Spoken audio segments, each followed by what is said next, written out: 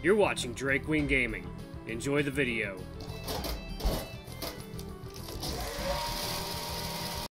Ladies and gentlemen, boys and girls, it's that time. It's that Devon time. This is the moment we've all been waiting for. This may very well be... Nah, it probably won't be the last video in the Devon series for now. He does have some Day 2 activities. So, let's see what today has in store for us in this lovely Panther Daddy. I do believe he is a panther. Alright, let's see where this goes, shall we? Ooh, I am excited. His paws are gentle, and yet his grip on my waist is firm. He quickly lets go of me, though, as soon as I'm standing firmly on my own paws. Yeah, don't worry, I'm fine. I think that the telescope is alright, too. Devon sighs loudly, deflating. I really scared him, didn't I? Goodness, thanks. I'd never forgive myself if anything happened to you because of me. It's fine, really. It's only my fault. I should be more careful. Thanks for saving me. I owe you one. That wasn't really intentional. I was coming back from supper and you flew straight into me. Well, thank you anyway. You saved me not only... You saved not only me, but probably several thousands of University's Cronin. By the way, I don't think I know you. What's your name? Me? I'm Klaus. And you're Carvin, yes? Does he have psychic powers, or did I become famous for some unknown reason? Psychic connections! Yes, it's the psychic connection. It's the psychic connections fan theory that it crosses over with Dawn Chorus. Both possibilities are equally terrifying. It might actually be a cool crossover. How did you know? Klaus gives me a weird look, as if I asked him how much is 2 plus 2. Coach Devon called out to you by your name when you fell. Oh. Yeah, you're right. I'm glad it at least was you and not Coach Devon. I don't think I'd still be intact if he fell on me. Yeah. Devon looks more taken aback than offended, and maybe even blushes a bit. Blushing Devon is definitely an uncommon look. We definitely should go. It's, really late. Have a good night, Klaus. Good night, Professor. And you too, Carvin. Instead of walking down the corridor to the rooms, Klaus leaves through the terrace door. Hey, that's not the way to... Ah, never mind. I'm just glad he was there to catch you. You didn't hurt yourself? No, I'm fine, really. I got a bit carried away. I can't really look where I'm going when carrying these. I'm sorry, Carvin. I shouldn't have let you help me. But I asked for this. And thankfully nothing happened in the end. The telescope is fine. It's not about the telescope. I just feel like I failed you. An uncomfortable silence falls on us. I don't want him to feel bad because of me and my clumsiness, but he seems to be taking this very seriously. You're a great teacher, and it's obvious that you care a lot about your students. Don't feel bad. You've been nothing but helpful today, much more than any other teacher I know. Thank you, Carvin. It means a lot to me that you think that. I'd better check if I didn't break the telescope when I was... I'd better check if I didn't break the telescope when I was putting it down. Whoosh. Looks alright, but I'll have to check it more thoroughly later. You can check me more thoroughly later. Okay, we're done here. Good job, Carvin. Thank you for helping me. It's the least I could do to thank you for letting me stay with you today. It's not a problem or anything, really, so don't worry about that. I think we both deserve some good food now. Yeah, after that, I'm pretty hungry now, too. I just hope nobody decided to take our supper. I guess we'll be the last ones there. I hope not. I don't have any food with me. I brought some snacks with me, just in case, so don't worry about starving today. But it would be nice to eat something better than that. Slim chance we're going to meet Rune there now. It took us more time than I thought, and he's a fast eater. Fast eater, you say? The cafeteria is almost empty, save for a few students I don't know, sitting around one table and chatting. Rune is not here. But part of me is happy with that, as I will be able to chat with Devon more privately. 2 unopened bottles of water and paper plates with food are lying on the table closest to us, and I assume that is our supper. 2 sandwiches and a slice of some cake. Hey, that sounds good to me. Yep, looks like we're the last ones here. Sorry I held you back, Garvin. Devon, are you Canadian or Ohioan? Because you've been apologizing the whole evening. Right. I just feel like I'm holding you back. You could have spent the evening with your friends, but you're here with me instead. I'm happy to spend the evening with you, though. I'm exactly where I wanted to be, so don't feel that way. Devon turns away from me, looking outside the window, clearly avoiding my gaze. If you say so. Fine. How about we grab the food and eat it in our room? Our room. Fine by me. It's quite empty here anyway. We grab the plates and bottles and leave the cafeteria. The lights in the corridor are half dimmed, giving it a quiet, intimate feel. I'm walking alongside Devon, carrying my food. Sorry about that, guys.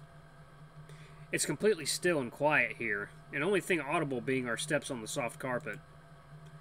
I want to say something, but the silence here feels too palpable to break it. It's not uncomfortable, though, so I let it be. If anything, I feel relaxed and calm. Devon's tail brushes against mine accidentally once, but after that he keeps it still behind me. I'd like to close the distance between us somehow. There's so much that separates us, figuratively and literally. Okay, let me unlock the door. And come in. I have to expect to see Rune in here.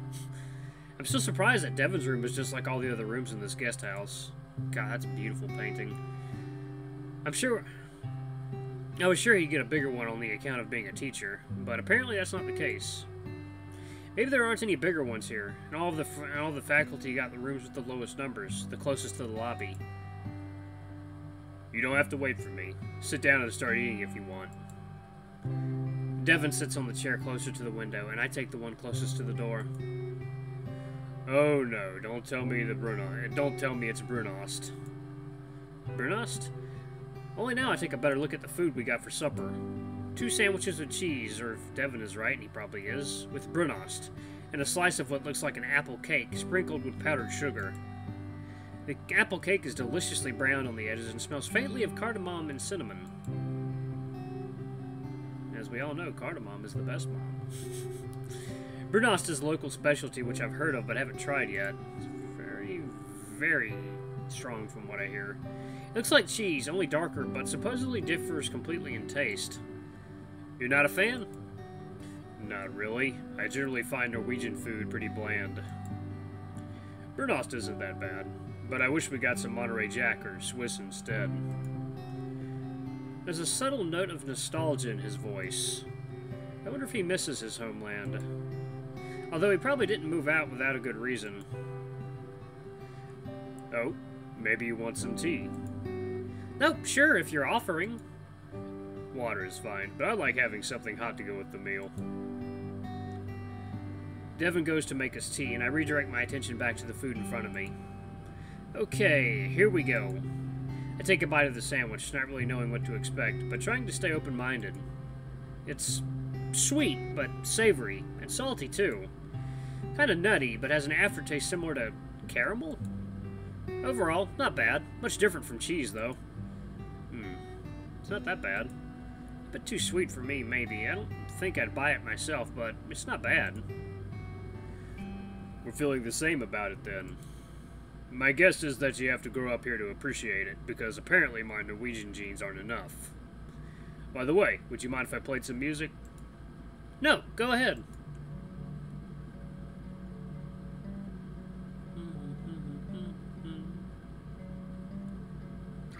American Pawball. Yes. And here you are. Devon puts down a cup of steaming tea in front of me. Smell hits my nostrils momentarily. It's deep but very pleasant. Makes me think of a forest in autumn, all drowned in colorful leaves. Well, what's this? It looks like regular black tea, but the smell is much more complex. It is black tea, only of high quality. To be exact, it's a Darjeeling, second flush. Ooh, God, I love Darjeeling. Second flush? It means the second growth of the same plants in a given year.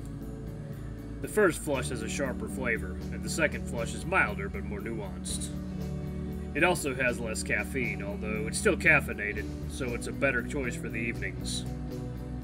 And Darjeeling is the place of origin.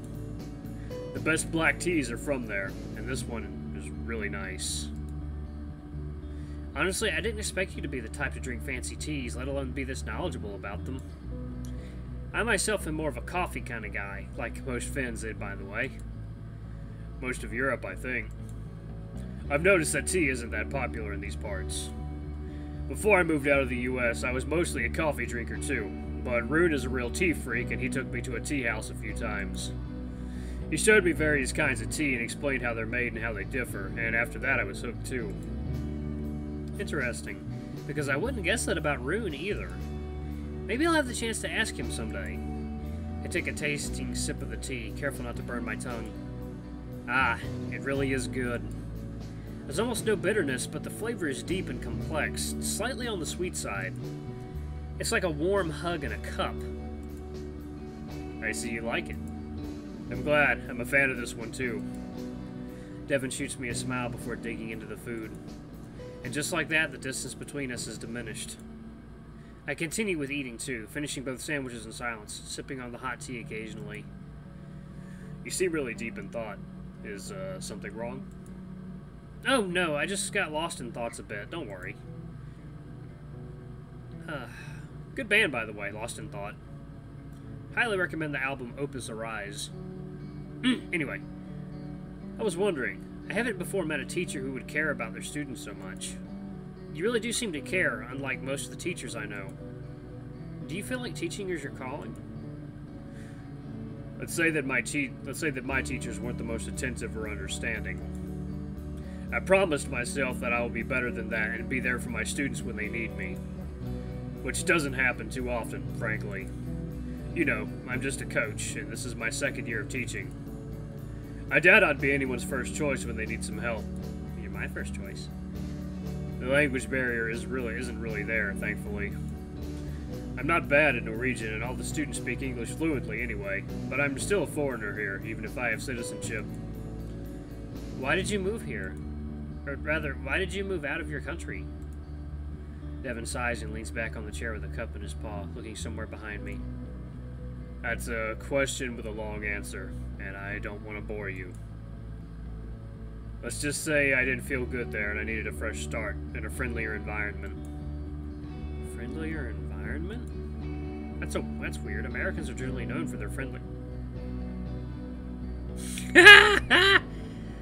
Okay. Maybe not in his state. What was he living in? Alabama? No offense to anyone who lives in Alabama. You guys got some people there who are very, very mean towards gays. I guess all states do. Some states have more than others, though. I don't really mind the longer answer. It's not like we're in a hurry or anything. Devon takes a long sip of the tea and puts the cup down and hesitates for a moment before speaking. I grew up in a small town in Ohio where there wasn't much to do or see, and I lived there until I decided to move here. It's the kind of place where rumors spread like wildfire, and people aren't exactly open-minded. Yep, exactly like I thought. My school years weren't the easiest, and in high school there was a group of students very determined to make my life as unpleasant as possible. But why would anyone want to make your life unpleasant? Let's say it's enough to be outside the norm to get that kind of treatment. American schools aren't the most forgiving environments. Yeah, no shit. Anyway, soon before my 29th birthday, my partner at that time broke up with me, and I understand that I'm wasting my life, and I understood that I was wasting my life there. That was a good timing because our relationship wasn't going anywhere anyway, and the breakup gave me the impulse I needed. I was fed up with all that and understood that I had to change my life completely. I Or rather, abandon the life I had and find a new one before I'm 30. I feel like if I waited past that, I would never get out and stay unhappy for the rest of my life. Oop, 1 second. I feel a sneeze coming on. Damn it, sneeze! Stop wasting time! Okay. At first, I considered moving to the West Coast, but I remembered that I could always move to Norway. And you know the rest of the story. I was lucky enough to find an open position for a coach at a university, and, well, here I am. He smiles at me and leans on the table, as if signaling the end of the story. That's a lot of information to process, and at the same time, it's not enough to tell me what actually happened. Something tells me that prying further would be a bad idea, though, at least for now. And there's Alarm Chan. Alarm Chan has interrupted the evening, guys, but I think there's still a decent amount more content left for Devon, so I don't think it's going to be like a 3 to 4 minute video next time. But anyway, guys, thank you so much for watching. Don't forget to like, comment, subscribe, and ring that notification bell for the next video. I love you all. I'll see you next time. Bye-bye!